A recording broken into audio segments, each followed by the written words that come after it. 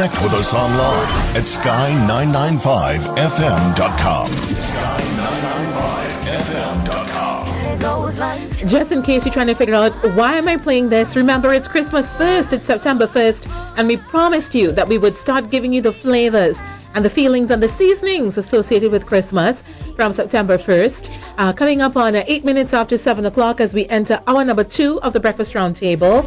Before this hour is over, we've got a game to play so that you could go on the Sky Christmas win list to win all sorts of sweet things that we've got for you in our Christmas First promotion. But right now, on the Breakfast Roundtable, we've got to do some news making.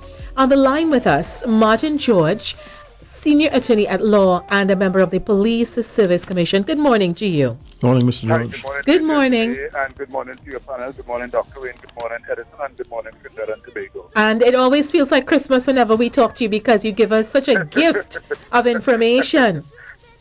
Well, actually, you know, at the airport this morning, I saw some advertisements for Christmas sales, and I'm like, wow, already? Yes.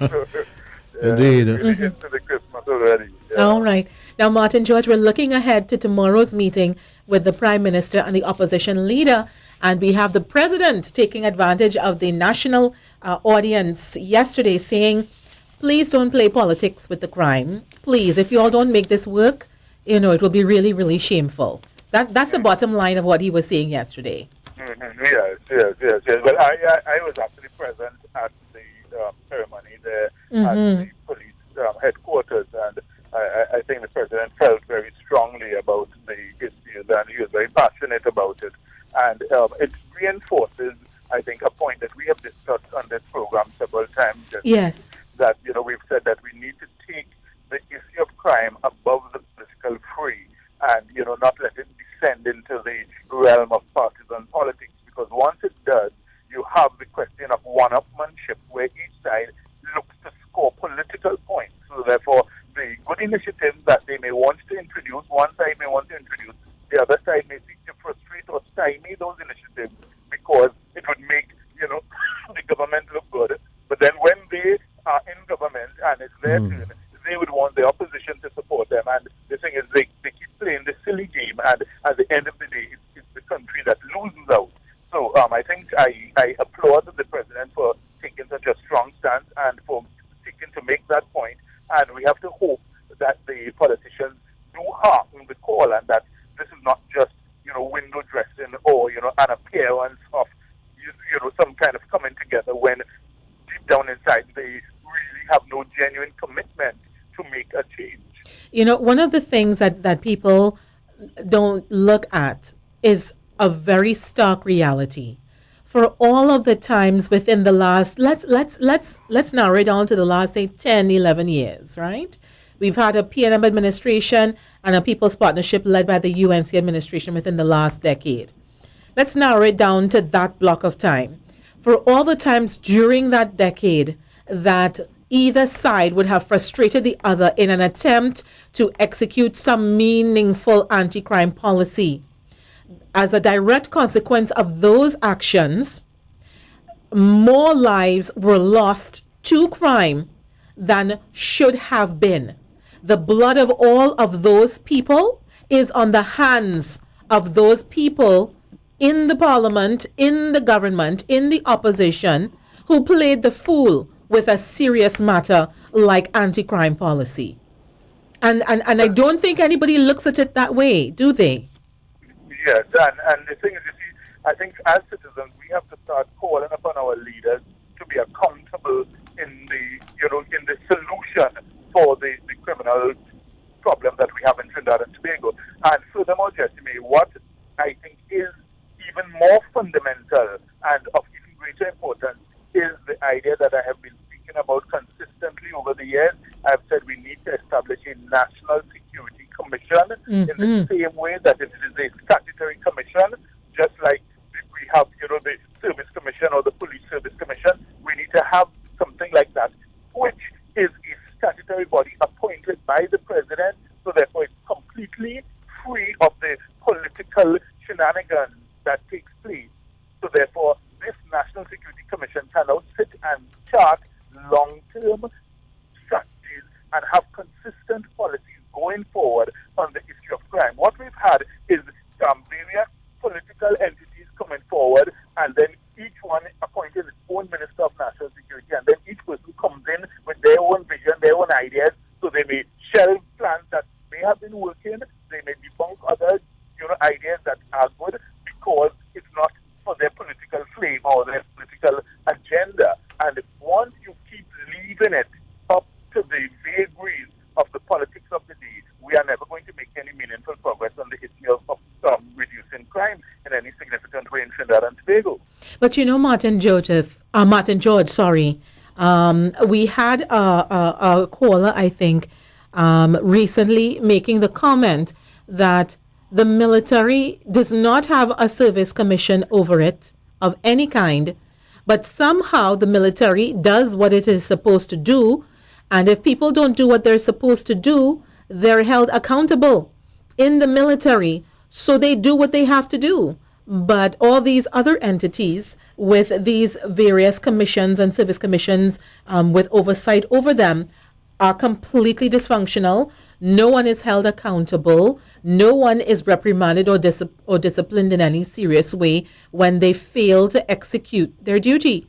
And they were speaking specifically in terms of the crime situation and the fact that, those who are charged with the responsibility for dealing with crime are almost untouchable. In order to discipline them for failing to do their job, you have to jump through so many hoops and dig so many trenches. Your thoughts? Well, actually, it's quite a valid point. And part of the scenario is that we must recognize that within the military, there is the procedure for a court martial, which is the internal procedure whereby if it is that soldiers run afoul of their law within the military and their rules and regulations, they can be brought before a court martial right there in the military where it's dealt with expeditiously, and they usually punish breaches very severely. So therefore, that internal discipline is a fundamental aspect of keeping them in line.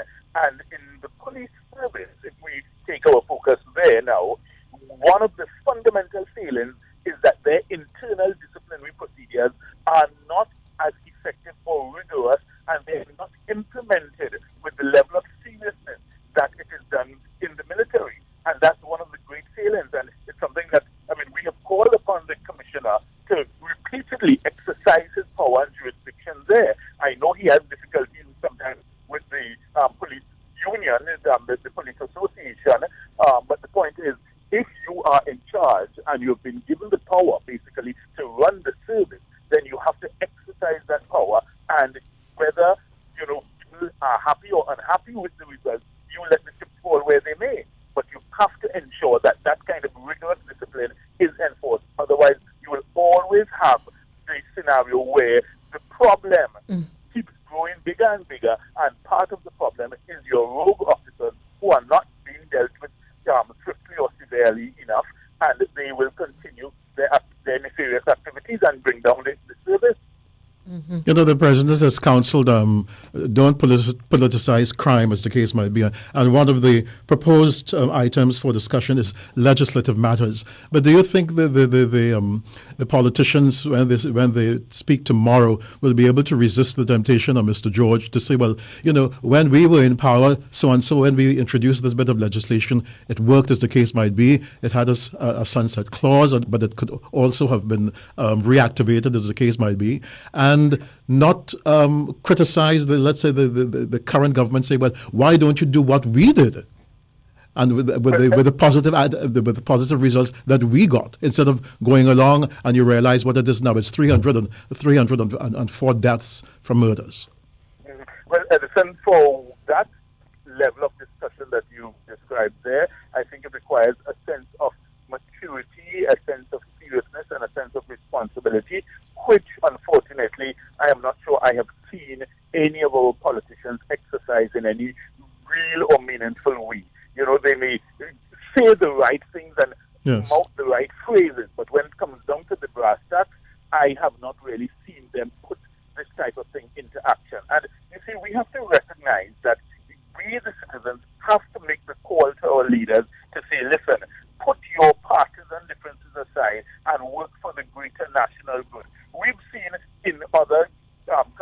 other, developed nations, where regardless of what the political infighting may be, they are able at times to come together and say, well, listen, we rise above the political cut and thrust, and we look for solutions which have a national benefit. You saw when the crisis occurred in America with the to pass legislation to raise the debt ceiling. I mean, even though the Republicans took it down to the wire, at the end of the day, they recognized that, look, for the nation's greater good, we must vote with the Democrats and get this bill passed, because otherwise the entire economy is going to be in a shambles. So therefore, there comes a time when you really have to exercise that level of maturity. I don't know yet if our politicians have reached there. I am hopeful. I'm keeping my fingers crossed. And I think we, the people, by way of shows such as this, where we raise the issues, we keep talking about it, we have to keep pressing them and keep, them on target to ensure that they rise to that level of maturity. I think we have to train them, really, because when you look at it, it's a scenario where they keep focusing on their partisan interests and not on the national interest. And we, the public, we have to keep them, pulling them back on track and saying, hey, listen, think of the national good, think of the greater good, not just your party interests. I have looked at the police association, Mr. George, but the thing is, the police and people in the defense areas of our country cannot take industrial action. But yet somehow the police association, people always talk about the union, as the case might be, but they cannot really and ultimately have a union as far as the police is concerned, is it? And I wonder if, in fact, this will come up at the discussions tomorrow. Well, I'm not sure they would reach to discussing something like that because it's really a dicey situation in that, yes, while they may not be able to take active steps, there is the ploy that is always used of the passive resistance, which works beautifully and quite effectively to stymie anything that they are not in favor of and that they don't want to see go forward. We saw the day of total policing where basically they used the very rules and regulations to create a scenario that, led to absolute chaos in the country. So therefore, there are many ways that they can frustrate the system, even though they cannot take active industrial action, but simply by passive resistance, they are able effectively to get their points across. And what is required is that we need to be able to bridge the gap to ensure that, look, while, yes, you have the association, which must look after the interests of the members, the same association needs to exercise the type of maturity I'm speaking about and recognize that, look, even though you look after the interests of your members, you recognize that there is a greater good and that you must always look at the national interest first before you look at the narrow interest of your membership and your union.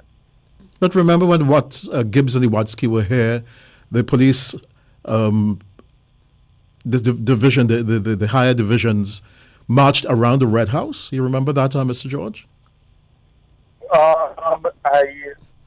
I think I remember that. And they were not. They had no power to do that sort of thing at all, and nobody. And there were also was prosecuted. There was that was also connected, I think, with the promotions as well. Yes.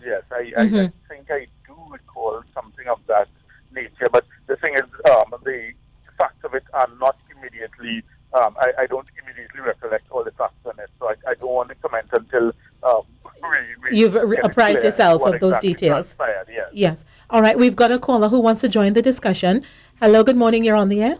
A very good morning to you, Jesse. Good morning, Mr. Santa Cruz. And to Mr. Cole. Santa Cruz. Mr. George, good morning. Mr. George, you say that you have not seen the politicians showing any signs of seriousness or maturity. Do you then not believe that they would heed the president's plea at tomorrow's meeting? Thank you.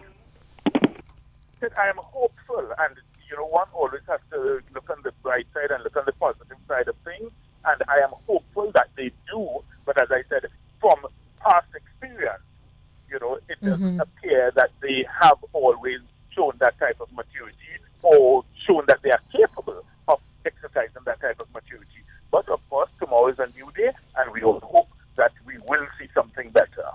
want to remind you that if you want to join the conversation, you can text us. Text us now on 2Sky. That's 2759. Or you can call in. We take your calls now. 625-2759. 623-8255. 624-7729. Now, the discussion itself will center around 5 key areas. They're very, each area, that's months of negotiations, separately. But legislative matters, administrative issues, civil society and public stakeholder relations, non-partisan parliamentary partnerships, and then a framework for continued cooperation. Are we looking at both within the parliament, bipartisan groupings, and also bipartisan groupings that will function outside of the parliament with those last 2 areas of discussion? Well, I would imagine that it has to be both, Jessime, because the problem of crime is not one that is solved by legislation only. Yes. We must recognize that while you always need the legislative framework and the legislative underpinning to have your rules and regulations and your laws and your procedures, at the end of the day, to actually put these things into effect, it's outside of the parliament that occurs. So the thing is, I would imagine that they would seek to have things that would be for the legislature and also for out there in the communities, in the neighborhoods, like, I don't know if they would look at things like maybe the citizen comfort patrol, with some areas, some people say that they are quite happy for it. Yes. Some areas, people say it's not effective enough. But the thing is, you need to come up with creative ways to find some solution to say, well, look, hey, this is something that is working, we can implement in the communities, in the neighborhoods, and this is not. So I would imagine that it has to be a combination of both legislative and practical measures within the neighborhoods and communities. Let's see who else is on the line. Good morning, you're on the air. Morning. Hello. Yes, good morning. Go ahead, please. Jesse and Mr. Carl. Morning. And to your guest, is it Mr. George? Yes, it is. Yes, morning. Well, before I make my contribution, I want to say this is the first independence in a long time. Can you I ask the hadn't caller heard to speak up a any bit? fireworks. Caller, you need to speak into the mouthpiece because he's not hearing you so he's not clearly. hearing me. No, Yes. I'm just saying to you all first. Uh-huh. First time, well, Mr. Carr, he lives down by me. First time I haven't heard fireworks disturbing in Diamond Vale for a long time. That's so I quite want true, to thank yes. the police for whatever. Yes. I think Mr. Alexander said, try and not to be doing it in your neighborhood. So I want to thank whoever it is put out that bulletin. We didn't have that disturbance. Mr. George, I listened to the president making a statement in his speech, and I think what he is saying is going straight to the Commissioner of Police and the police officers, because what he's saying is he knows, well, I guess somebody came before him with how much? 24 notches and whatever, and he's only charged for firearm.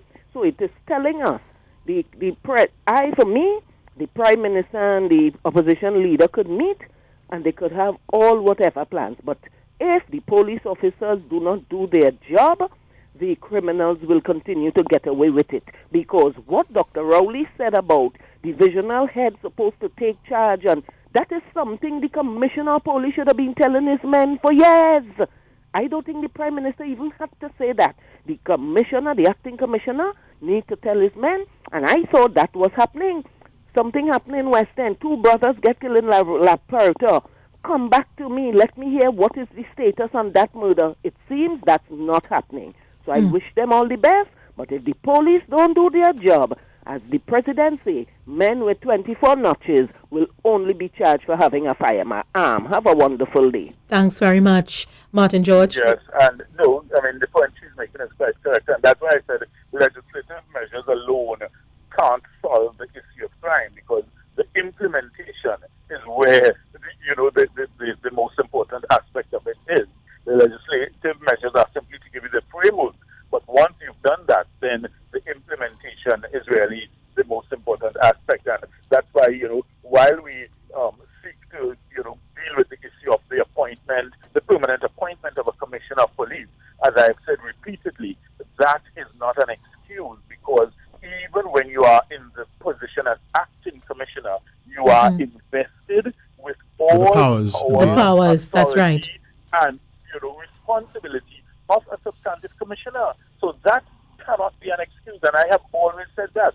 So while, yes, it is important for someone's sense of security and well-being and your sense of stability, I fully appreciate that. But the thing is, don't use that as an excuse, because you have all the power and authority of a commissioner when you are in the role of an acting commissioner. Good morning. You're on the Breakfast Roundtable. Hello, good morning. Yes, good morning. Oh, I'd like to get in on the conversation. Yes, you're on the air. You can ask your question. Okay, thank Could you just ask the caller to speak good up morning. to me so I can hear? Yes, and you need to speak loudly so that Martin George can hear you. My this meeting tomorrow with the Prime Minister and the opposition parties, I am hoping that in their discussion they will think about implementing the death penalty, because having it on the books and not using it, it's no use. You may as well take it off.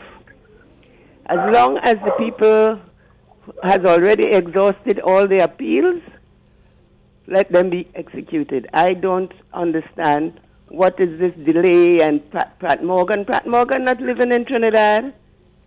Pratt Morgan could go and sleep and don't feel bad about anything, to know if anything will happen to him by the morning. Secondly, they have to consider some type of I don't want to call it punishment, or some type of task for the prisoners in prison, so that the young people out here wouldn't think, well, prison is a place you go and take a little vacation, So my suggestion is you shackle them, you bring them outside, and let them clean the street, especially the on the priority bus route with that stinking dirty water that runs there all the time. The blabbers is growing trees. Let them clean the streets. And the people who work in CPEP, let them, you have stone cocoa estates all over Trinidad and Tobago, abandoned, put them there to work. Thanks very much, caller, for your contribution. Right. Martin George, you were able to hear the caller? Yes, I heard the first part of it, which dealt with the issue of the death penalty. Mm-hmm. And I think, yes, that is a very valid point that the caller has made there in that regard. And certainly, if we are able to get some cooperation across the aisle in that regard, then I think as a nation we will be able to find means and ways of actually implementing the death penalty, because there are, some sectors of the society that are convinced that it is actually a deterrent and it does help to reduce crime and criminal activity in the country. And once it is our law, then I am of the view that, yes, we need to implement it. So the thing is, I certainly agree. Thanks, Lawrence. I certainly agree with the caller there in that regard. So, let's hope that that is one of the things that they do look at, to find ways as government and opposition to come together to come up with a solution. I want to take a final call, and so that we can let you start your day. Hello, good morning. Hello. Good morning to the panel. Yes, go ahead. You're on the air. George, even though it will not, the Commissioner of Police, it will not interfere, it still, I feel, if they really do it quickly, it will cause some sort of, it will assist, even though it should not, as you said, it should not worry it. And the second point is, now, the judicial system, would they be able to meet concerning that and do something about that? Because that is what helping to cause a lot of things when they stay too long. Judges stay too long. They stay too long to call the cases. People in the area, they have so many people there, and the condition with it. Would they be able to sit and deal with something like that and put things in place with crime detection? Do things to try to detect crime, and that will be able. Would you think that they'll be able to do that? Okay.